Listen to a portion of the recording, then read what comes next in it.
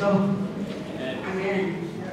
Karon si Kristo nga mayong yuta na to, mao ang malangkubon sa tanan nga espiritu nga mapahimos na nato.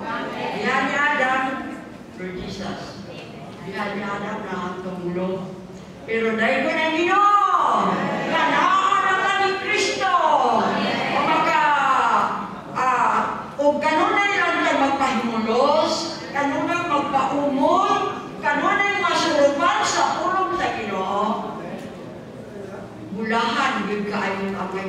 Kaya makapadayag dito sa atong Diyos. Punitin mo siya kasing-kasing. Kaya kita makapadayag niya. Kita ang dadalhin niya para mo-representa niya. Dahil mo nang Ginoo nga kanunay siya ng pulong, yun siya mundang sa pagpamulong kung pagbansay nato.